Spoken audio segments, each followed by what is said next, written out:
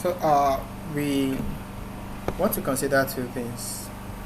First will be how to how to fetch information from the server.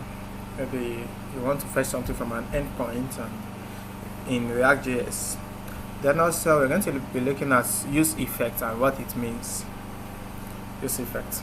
So let's take them one after the other. The first is we want to fetch information from an endpoint. How do we go about it? In JavaScript, I've shown us how to fetch information from endpoint in JavaScript using axios. Now I want to do the same thing in ReactJS. But before then, I need to explain something called side effects. A side effect, or side effects generally now, side effects are things that are not in core React. That is, they are not part of the primary purpose of React. The primary purpose of React is to display UI, user interface to us. That's the primary purpose of React. And when the state changes, to display that change. So that's the core purpose of React. Fetching information from the server is not part of that core purpose. So that is an effect. Or a side, that's a side effect. That's a side effect. Fetching things from local storage, that's a side effect. So I've explained what side effects are. So what we want to look at now is a side effect. You want to fetch information from a server or from an endpoint or something. So that's side effect. So let's see how to go about it. So first, let's say I have a state. I have a variable called name. Then I have the function called setName. So let's say initially the value of name is Taye. This is it. We have this state, and let's display it on the screen in a div.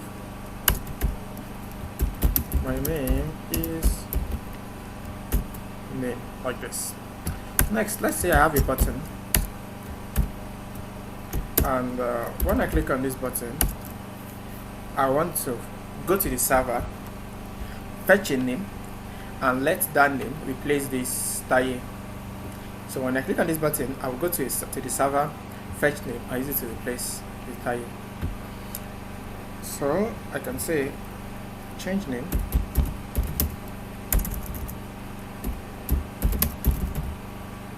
and let's say I have a function called change name. So let's get a function called change name.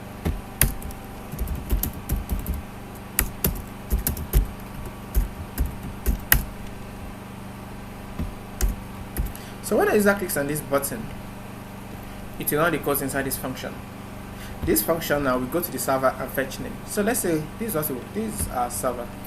I've once used JSON placeholder for us. JSON placeholder. We use it when we learn JavaScript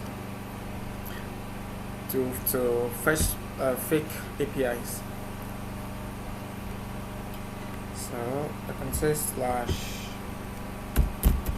/users. So if I say /user/1 or /1, it means I want to fetch the information of the first user. If I say /user/2, it means I want to fetch the information of the second user, like this. But for now, let's fetch that of the first user alone. We want to fetch this data. So fetching this data, we can now extract this name. This is the only thing we need here, this name alone. So in order to do this, we want to use axios. You need to first install axios. So come to the terminal and run npm install axios. You can write it in full. Npm, you need to be connected to the internet. Npm install axios. You need to be connected to the internet to do this. So immediately you run this now, it will install axios for you. Now, after the installation of axios, you want to make use of it in your code. So you import it. Import axios from axios. Now this axios, once you install it, it will be sent to the node module. And whenever you are importing anything from the node module, you don't need this means is when you use this / like this, you are fetching it from the SRC folder, but we are not fetching axios from the SRC folder.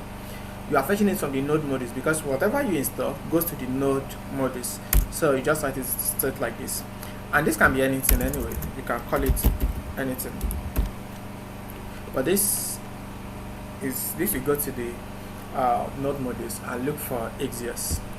Now, but let's leave it as axios so that we can easily know that, oh, it stands for axios.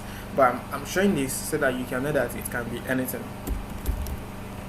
So you're importing axios from axios. So I want to make use of this axios to fetch data from that URL.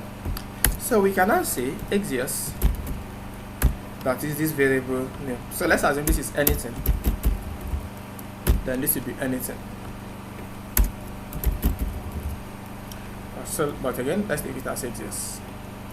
Axios.get, we are making a get request to this URL. So let's copy this URL.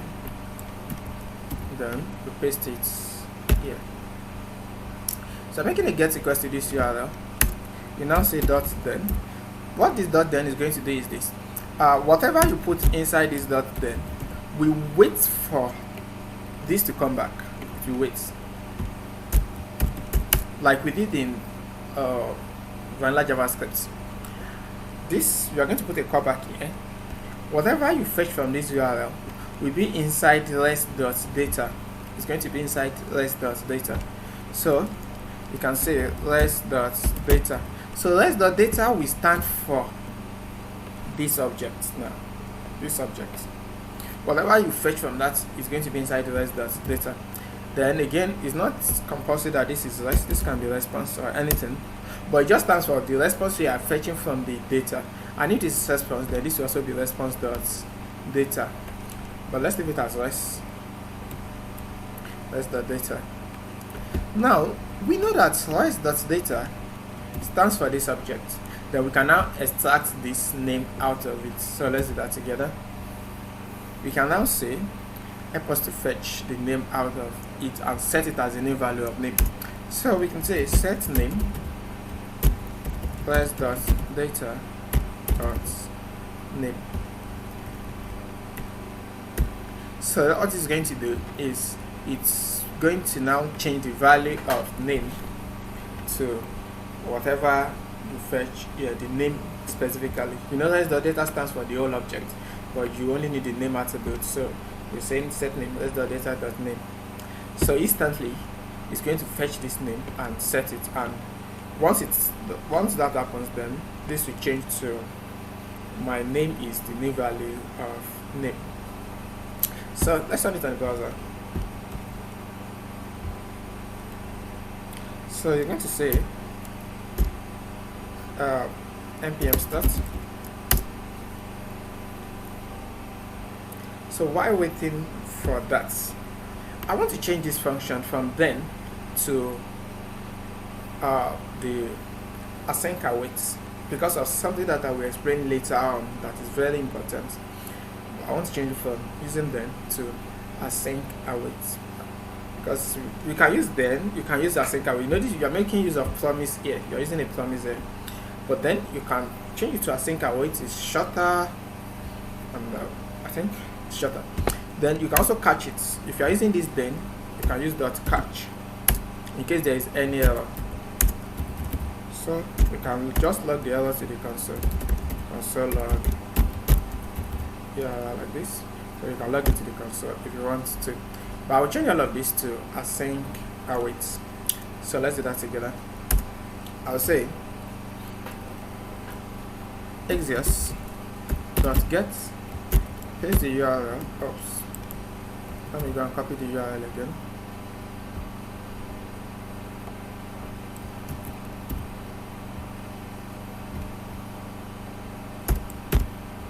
So we have this URL here. Then you can save it as a variable. You can call it let's fetched data equals to, you want to await it. So of course, for you to be able to use await, you need to use the function needs to be an async function. So what you're saying is this: anything after this line within this function, we wait for this response. So we can now say set name, let it be fetched data dot name. So this line, we wait for this line to finish, like it's going to wait for the response of this line, then it will now come here. Now we want to catch the error just like we use dot catch there, but in async await, so in order to use catch, you need to bring in your try and catch. You use JavaScript inbuilt try and catch. So you can say try this.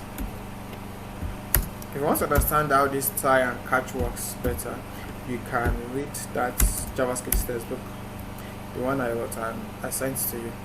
You can go to it. Try and catch. Try this. If there's any error, it will not decode in the catch. So you can just log this to the console.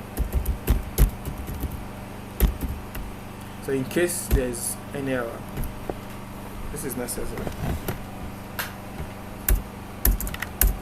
So next is this. When we click on this button now, the way it works is when you click on this button, it's going to go to this URL and try to fetch it. If it's able to fetch it, then it will do this. If it's unable to fetch it, like if it's try, you know, try is your attempt. If it attempts to do it and it's not possible, then it will go to the catch. Now let's move on. While we are still waiting for this to load, we want to do something else. You see this tie? Okay, now before doing that, this value here is 1, meaning if you click on this button a million times, it will keep fetching the first user. Well, we don't want that. We want the user to be able to tell us maybe the user ID, meaning we'll be adding an input now. You can, let's go to this. So it's loading now. We're adding an input. And what you're about to do is this. The user will be able to type the ID of the user he or she wants to fetch. Meaning that if I type 1 here, it means I want to fetch the first user like this 1. But if I type 2 here, then it means I want to fetch the second user. If I type 3, I want to fetch the third user. On and on like that. That's the next thing we want to add to this.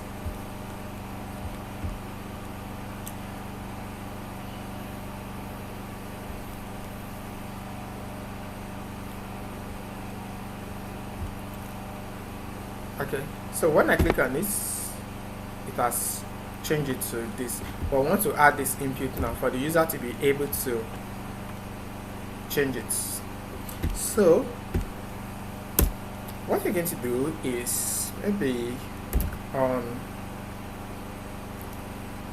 input, as you type inside this input, you can say set user ID. So as user types inside this input, you are going to call on a function called set user ID. So set user ID. Then it's going to be add events to it because we want to get whatever the user types inside this input. So add event.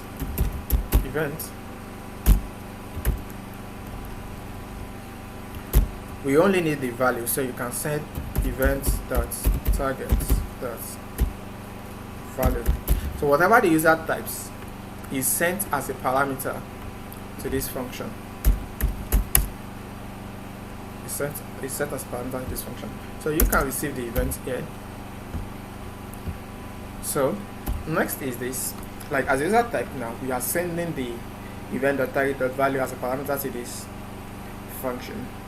So get to this function now. We can now say, let the maybe user ID, let it be this. I'll just call it ID. Let the user ID, let it be ID. Remember, as user types inside this input, whatever the user types is set as the value of ID. So you can now do something with that ID. Let's set the type to number, since we only type to number. Since we only want the user to be able to type number inside it. Like if I type 1, then the value of ID will be 1. If I type 2, the value of ID will be 2, and then like that. So we can create a variable, a global variable, right? User ID. For a start, it can be 1, or 1 like this. So for a start, the value of user ID is 1. So as the user types inside this place now, we can now say user ID equals to ID. So let's assume the user types 3 here. The user ID will change from 1 to 3. So when the user clicks on this button, you want to call on this function. Then instead of typing this as 1, we now say let it be user ID. So let's adjust that.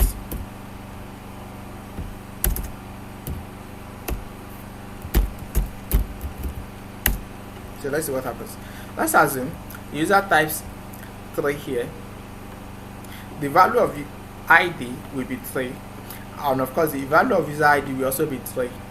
So when the user clicks on this button, then when it calls on this function, it's going to use the value of user ID and concatenate it to this place and fetch that user for us, the third user. And the reason we are setting it as 1 at the beginning is this. Let's assume the user didn't type anything here and the user clicks on this button. It will still fetch a user. It will fetch the first user because the ID is 1. The default value is 1. So it will fetch the first user for us. So let's run it on the browser and see if it's fine. So the default value is 1.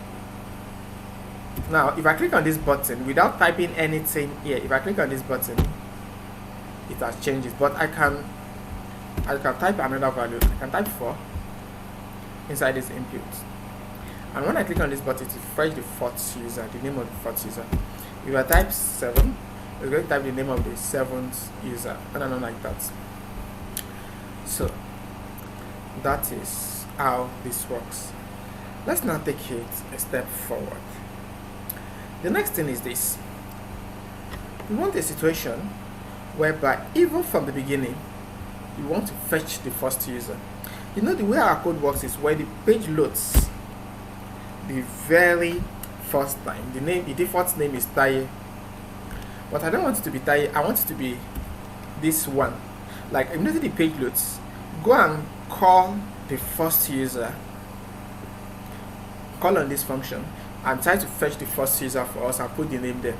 So instead of encoding this here, instead of me putting Taye here as the default value of name, or with the way our code is when we load the page the very first time, the value of name is Taye, but I don't want it to be Taye.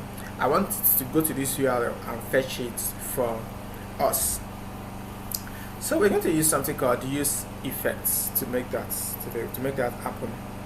So let's do that together.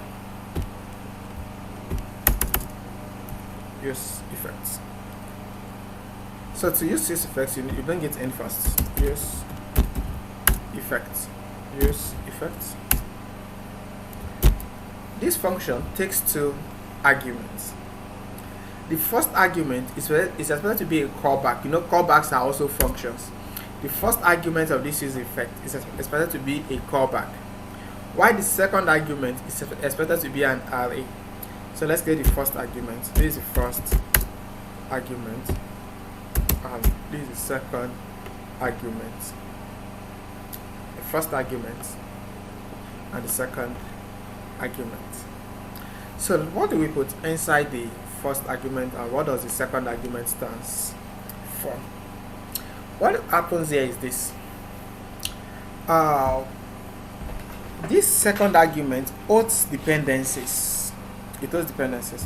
That is, okay, for instance, if it's empty like this, if it is an empty array, The way it works is that when this page loads and it displays the HTML parts, immediately displays the HTML parts, then it will come to this place and run the codes inside this function. It will run the codes here.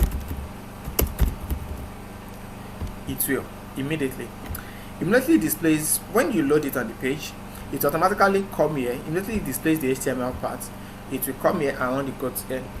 It's not going to run it before displaying the HTML part. It won't. Reason is because imagine that you are doing this. Imagine you are running the codes here before displaying this HTML part, and this is taking time. It means your user will just be stuck. So instead, it will first display this HTML part. Immediately it displays it. Immediately it displays it. Instantly it will now come here and run the codes here. So that even if this is taking time, the user will still be seeing something on the page. So let's discuss what we want to put here. So what you're saying is that immediately the page loads, then we want to fetch information from this URL. So let's do that together. I'll just copy this try and catch also and bring it here, so that immediately the page loads, then go and fetch the information of the first user for us. Let's do that together. So immediately the page loads, it will try to do this. It's going to. But then there's a problem. You are using await, and when you want to use await, it needs to be inside a sync function. But please don't put the async here. Don't put it here. Instead, create a function. This is the reason why I decided to change it to await, so that you're going to see how to go about it. If you are using the dots then that we used the other time, you won't need all of this. Now, create a function. You can say const, maybe fetch my user.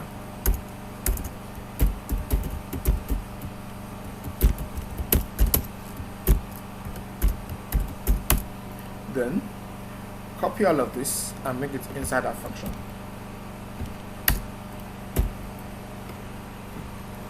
So you can now use your async here.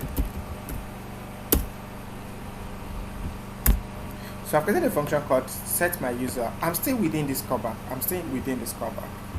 So inside this callback, we created a function called fetch my user. Then you now trigger it immediately.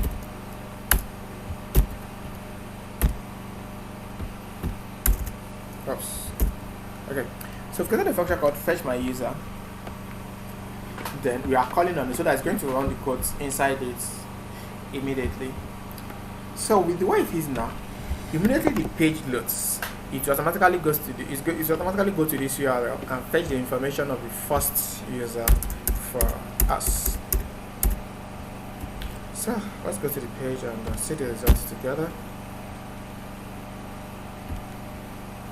So it has fetched this. I can still change it to something else. 6.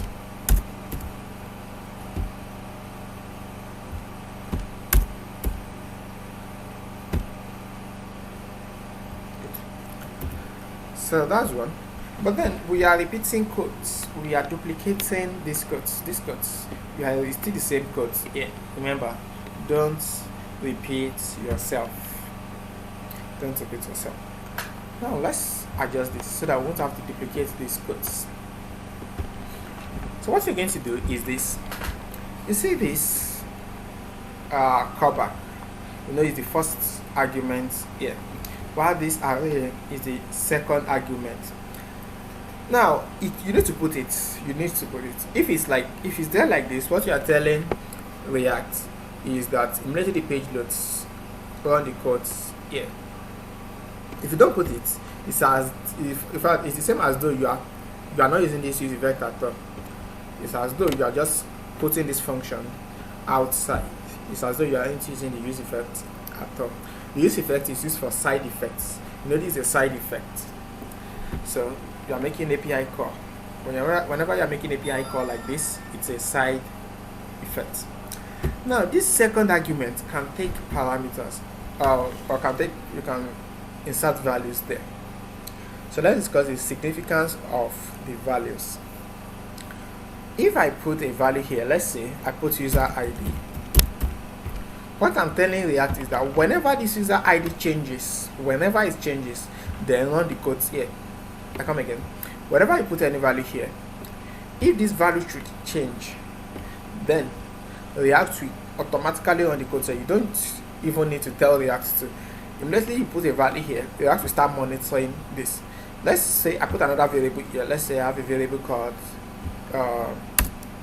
let a equals to this. If for any reason in my code the value of, and I put a here now, if for any reason in my code the value of a changes to something else, then you have to call on this function again. It will call on it when the page loads the first time, but if anything changes the value of any of these two variables now, then React will run the codes here again. But then it doesn't just run it with variables, it runs it with states. So meaning that we need to find a way of changing this user ID to states. So the minute the user ID changes to anything, React will automatically run the codes here. You won't even need you won't be the one to even tell React to do that. It's not going to do that with variables. Instead, it does that with states. So you need to change this user ID to states so that will happen. So let's do that together. Let's user ID set my user ID set it to, okay, use states.